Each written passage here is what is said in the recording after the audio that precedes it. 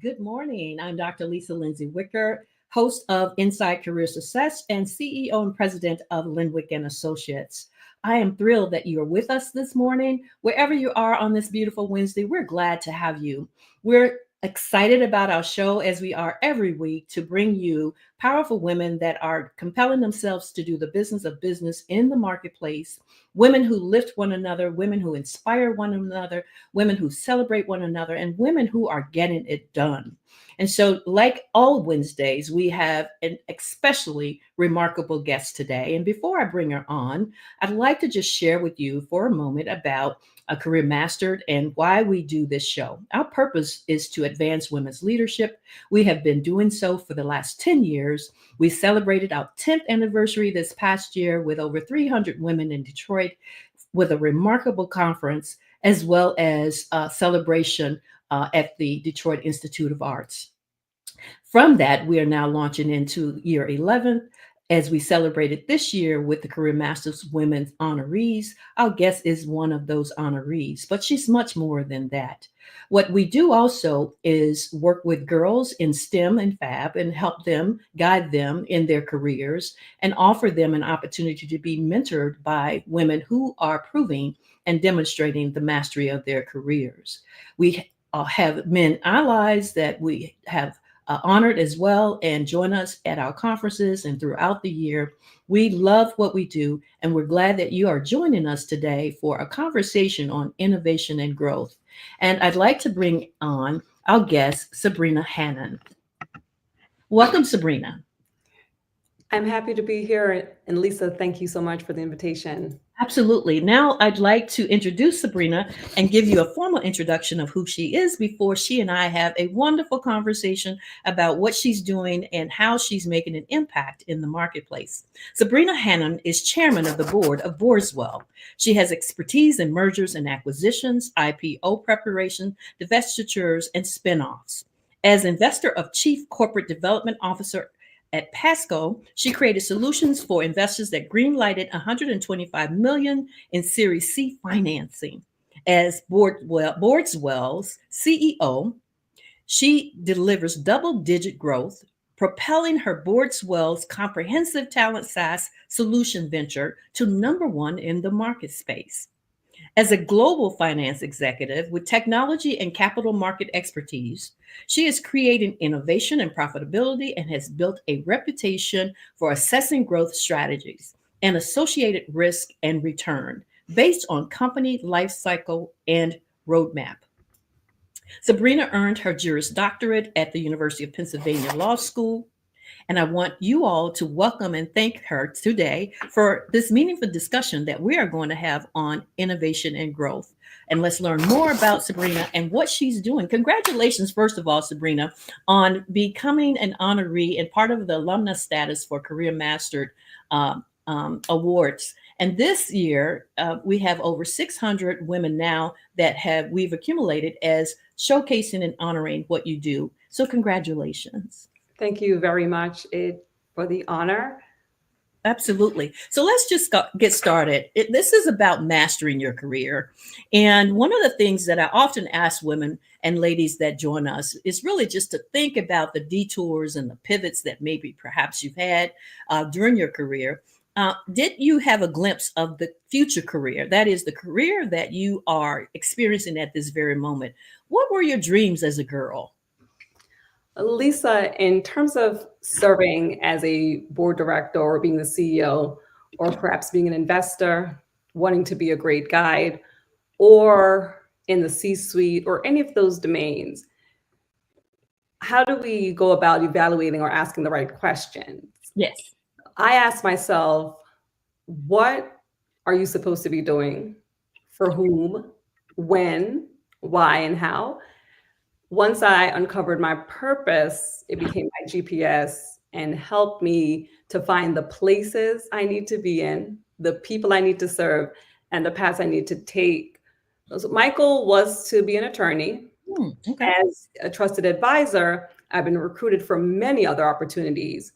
These opportunities were not a frame of reference, and the world and this world that I'm living in was not in my consciousness as a girl. I didn't know this world existed, right? But it is when I understood that my profession of attorney is one vehicle, it is one career path among many, that opened all the lanes to a highway filled with opportunities. Wow. I mean, you said something that I want to just stick with for a moment. You said your navigation, you asked the questions, what, why, guess when, how is that important to people to do that? Don't you think that's very important that people kind of step back and ask those questions? It's very important to understand your purpose. If Yes. you don't understand your purpose, then you become all purpose. Oh my Everything goodness, is say for that. Say everyone. that. Wait, time out, time out. We can't walk over that. I just gotta, when there are, I call it career mastered moments, where people need to hear that. Say that again. You say when you don't understand your purpose, You become all purpose. wow. You become everything to everyone. You say yes to everything. Once you understand your purpose, you get to a fast no. When someone says they have a great opportunity for you, no matter how lucrative it is, if it doesn't align with your purpose, you will not want to engage. Yeah. If it is a part of your calling is something very different from your purpose. You wanted to teach because maybe, or become a lawyer or a doctor, or go into whatever profession because someone in your family wanted you to do that, but it's really not your purpose. Then are you going to be fulfilled? Your destiny is not your purpose. Your job is not your purpose. You can get laid off from your job. You can get fired from your job. So that's not your purpose. Your gift is not your purpose. Your talent is not your purpose. So you have to really ask your question and do some introspection as to what is my purpose? And then that will be your guide. I'm going to stop for a moment because you said another, I call it profound statement. You said, when you know your purpose, you can get to a fast no. Yes. That is profound because many times we get so busy being busy that you don't even realize you need to say no. Absolutely. And no can be, no, I can't commit to that right now. No, perhaps I will be able to do this in the next quarter. It could be just a hard no. I think ghosting is perhaps, or not the way to say no. Is probably a cowardly act. So to tell people, no, I can't commit, or just no. But when you understand your purpose, you respect your time, other people's time. And when you say no, it opens the door for the person who's designed to say yes to that opportunity. Wow. Wow. You are giving some gems, girl. Snap, snap right up the front. I love it. So what inspired your journey into finance and capital markets? At 17 years old, I interned at a global financial institution on Wall Street. I knew that I had a desire to enter corporate America. I just wasn't really sure what that looked like. I chose finance and thought I could use that degree for multiple purposes. I chose the top 10 schools, then the next 7. I was waitlisted by Harvard and then went to Penn. I took my training as a lawyer and parlayed that into a finance role with Wall Street banks. And it gave me an opportunity to meet a lot of people and gain exposure to deal makers. Quite frankly, being in the financial services industry in the early 2000s afforded me a unique opportunity to learn about alternatives, particularly private assets, private equity finance, capital markets, and I was working with the largest private equity and investments firms in the world. Wow. Wow. That's excellent. Excellent. And then you parlay that into becoming the founder and CEO. How do you find success today versus earlier in your career as you reflect on the 25-year-old Sabrina, and then how success lined up with what you're doing today as the CEO of Boardswell? I was able to take a course at McKinsey and was actually refined my definition of success. Okay. And so the first is, I'd say, first set the direction and being bold. So having a vision, redefining the playing field, having strategy, making significant moves early and consistently, Mm-hmm. and with resource allocation, approach decisions with an outsider's mindset. Second is making sure I align the organization. So I treat the soft aspects as equally critical as the hard Okay. things. Okay. With respect to culture, just identify one key focus to drive cultural change. Organizational design, I achieve a balance of agility and stability. Mm-hmm. I solve for the team's psychology. So I mobilize through leaders. Composition, I create a supportive ecosystem. Teamwork, I make the team the star. And having an operating rhythm, I establish a smooth and consistent flow. Yes. Importantly, I engage the board. I help directors help the business. Mm-hmm. So having relationships, building a foundation of trust, capabilities, tapping the wisdom of elders, and having meetings that are focused on the future. Wow. I connect with stakeholders, starting with the why and interaction. And then I manage my own personal effectiveness. I do what only I could do, and I stay humble. Wow. Wow. Those are some great ingredients. Humility, especially through all of the technology and all of the strategies that you mentioned. Probably one of the most important ones of that success continuum is humility. That's great. So tell us, can you share your understanding, or how, because you have this unique blend of finance and technology, how do you see the intersection of these fields evolving in perhaps maybe the next 2 to 5 years? Sure. I think AI and automation are transformative forces in the investment landscape, and it'll fundamentally transform industries, the asset management industry, investment banking, financial services. Mm-hmm. How AI is going to change the asset management industry, in that one of the biggest challenges in finance is managing vast amounts of data in a wide variety of formats. And this is where AI has the potential to make the greatest impact by organizing, analyzing, and deriving insight from complex and unstructured data. Yes. We also see a global growth and market saturation with rising debt demand. The increasing financing needs of large corporations and emerging industries such as AI are creating new opportunities for the expansion of private credit. Mm. I would like to say, though, although AI is revolutionizing investment banking, financial services, human relationships, and judgment continue to be essential and irreplaceable in actual deal making. Wow.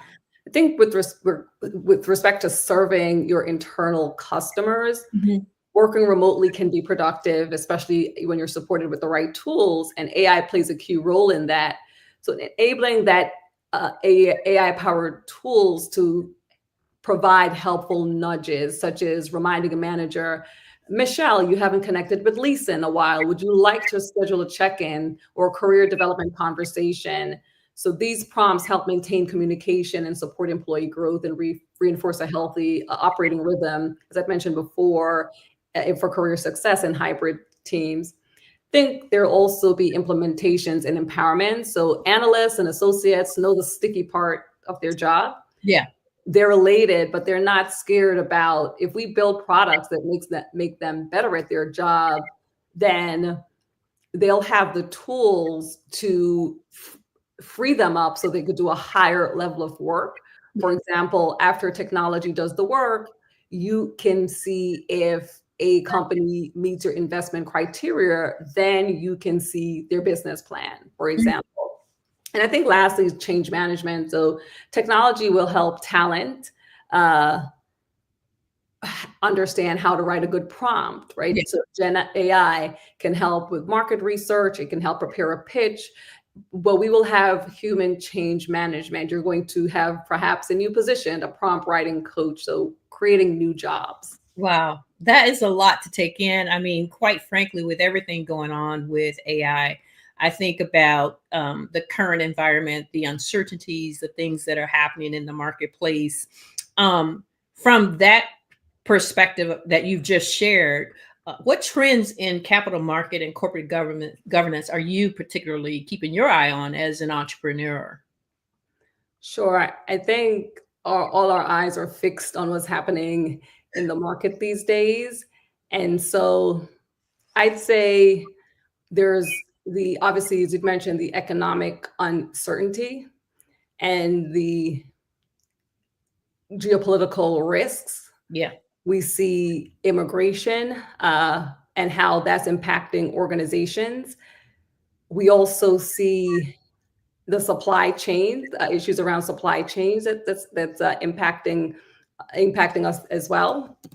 And so I think we'll have to start to think about the economic trends, D&O trends. So uncertainty in markets due to political factors, tariffs, shifting US policies, including strategies to mitigate those risks and navigate the uncertainty with directors and officers' liability. As I mentioned, international supply chain, immigration policies that influence talent, acquisition, and the long-term sustainability of business. Private capital is essential to supporting and strengthening economic resilience. With respect to economic policy and market risks, I'm thinking about that, and the tariffs and trade policies cause short-term inflation, but could ultimately foster more equitable trade relationships. And a potential short-term recession looms, but private capital investment has a potential to drive future growth. With respect to investment strategies, I would say periods of uncertainty often present the greatest opportunities. After all, taking bold action is key to generating meaningful returns. Europe is undergoing transformation, with shifts in economic policy and leadership that have the potential to fuel future growth. And finally, with private capital and alternative investments growth, I think private equity and private credit are experiencing significant and rapid growth, and increased transparency in private markets can open new investments, new avenues for investment opportunities. So those are the things that I'm really watching. Wow. Wow. I was looking at the news this morning and listening about the tariffs and all the things going on and the impact that maybe, for example, is having with a major airliner here. What do you think is most important in assessing a company's growth strategies? Are there some factors that maybe you haven't already said, or what you've just stated would be part of that? What I'd say, companies that effectively leverage technology, becoming information enabled, data and machine learning to drive performance can significantly improve their price and performance. By utilizing data to understand customers, markets, and operational factors, these companies are better positioned to adapt, seize opportunities, and mitigate risks. If we think about the JetBlue and Spirit regulatory failed merger, I just spoke about this in my class at Columbia last week. Yeah. We understand that you need to understand the data before you go in and try to acquire new companies. So really thinking about leveraging the data that you have in order to make these decisions and mitigate threats. As a board member, I've seen just a few organizations apply a disciplined approach to experimentation. Learning from failures and deploying insights is key to the success of organizations. Many companies still operate with outdated structures and technologies. So regular implementation, capturing knowledge, leveraging insights to improve products and customer experiences are critical for staying competitive. And without these practices, organizations face risks of becoming stagnant or falling behind their innovative competitors. Mhm. First, I think, and last, I'd say a massive transformative purpose, which focuses on delivering value and inspiring action rather than just stating what a company does. So unlike traditional vision statements, it really inspires and emphasizes aspiration. So for example, you think about Red Bull, it's that Red Bull gives you wings, Yeah. which redefines its purpose, or Google's mission to provide access to information and tools that help people, businesses, and communities thrive. I think those are the three areas I focus on when I think about growth strategy. Wow. Wow. Wow. Profound. I mean, I'm going to go back and listen to this again because you have given some pointed advice and information, especially as it deals with strategy and growth. And that's what we're talking about here today. If you just joined us, is innovation and growth. And we're talking with Sabrina Hannam. I would like you to tell us a little bit about, if you will, Boardswell. As the CEO and founder, what it is and why you establish it, and what is it that you do with your organization? So, sure. Today, hiring senior talent suffers from significant challenges. It is who you know, not who might be the best talent. Yeah. Recruiters are overwhelmed. It's expensive. Job descriptions are often perfunctory, which makes it even more difficult to find a fit because the ideal candidate may be poorly defined. Senior talent are expensive investments. So wouldn't it be nice if there was just one tool to make it easier? So Boardswell solves that problem with an integrated platform that provides an end-to-end solution. And I was just talking to before this conversation to someone around reintroducing ourselves, because we have created and are expanding this year, and we are in expansion mode. So you may know us for defining the Match app, Yeah. a framework that helps help an entire industry rethink the board skills matrix and candidates. Yes. We've read that Morgan Stanley was the first company to sign up as a corporate sponsor of Boardswell. You may have heard us call thought leaders, a title we've proudly earned, but we're leading in much more than just thought. Boardswell is the one technology solution for finding and hiring the best board and senior talent. Boardswell brings together the senior level talent, forward-thinking companies, and the world's leading search firms. And we use our search tool to drive revenue for the world's biggest brands. Mm. So take a look at the site. You'll learn more about how our Match app works and our solutions for private equity firms, venture capital, technology companies, and investment firms. Yes. And in an AI-driven future, success will belong to those who not only have the right data, but also know how to use it. So we've built both premium individualized data and the deep domain expertise that will turn insight into impact. So it's great to re-meet you and e-meet you as we reintroduce Boardswell. Yeah, well, congratulations on that. I mean, always thinking how to grow, how to move forward, with forward thinking. Now, if someone is interested, they go to boardswells.com. And is it something that they apply for, or if they are interested, or how do they connect to learn more other than just to go to the website?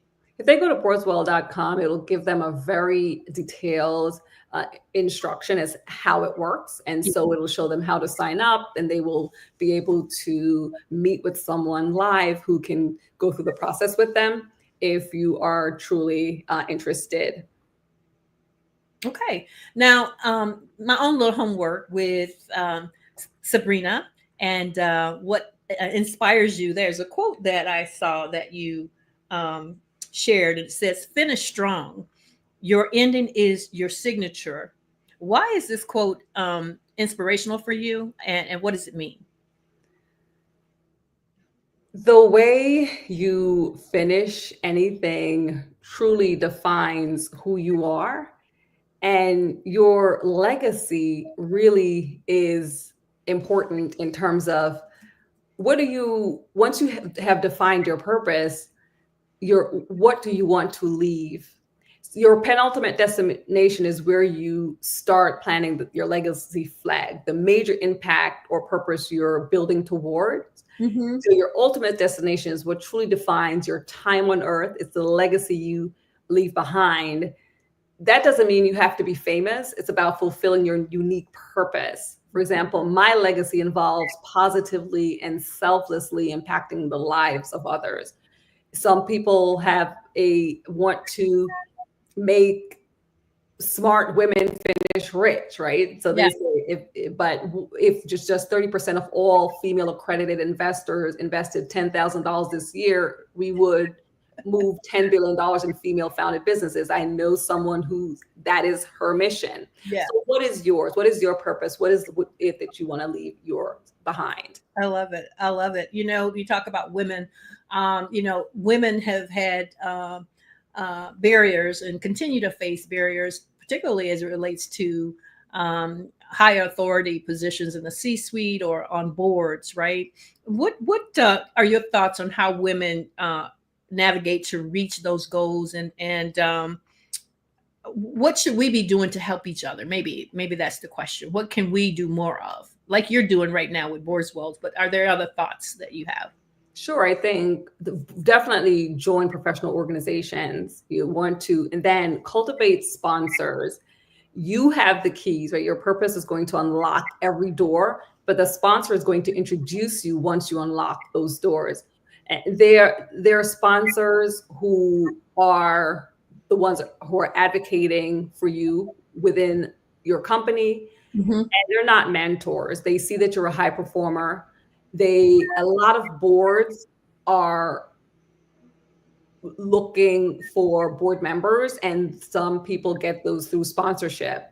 It may be because they saw you on a not-for-profit board, and that's one of the things that we've opened to Boardswell for managing directors at financial services institutions where they can't necessarily serve on a for-profit board, but people get to know you on a not-for-profit board.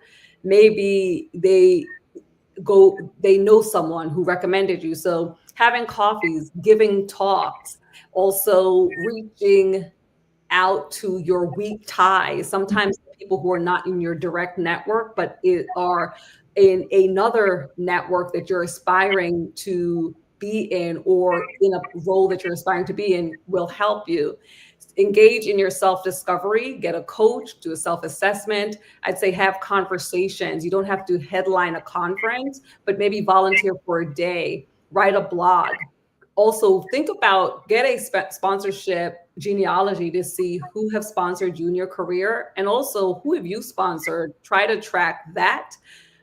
I'd say think about the pie model. This is not my model, but there's a model that says, basically 10% of your time should be focused on performance in a role, 30% focused on building your image, and 60% on exposure, which is who knows you.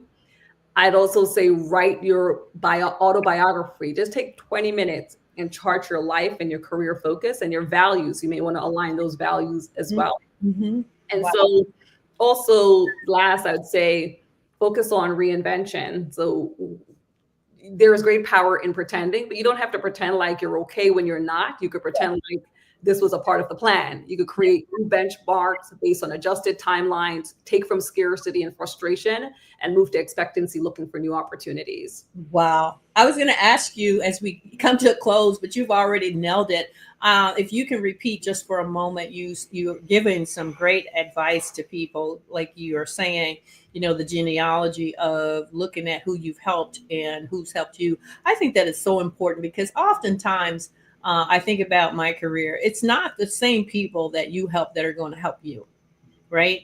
And so at some point you have to always look ahead to figure out who you can help, and don't worry about the fact that you help somebody and you're trying to get them to help you. That is being stagnant, in my opinion. So I think that's some good advice that you had. And then the next one, and I'm repeating this so that when people replay this, they can go back and listen to what you've shared.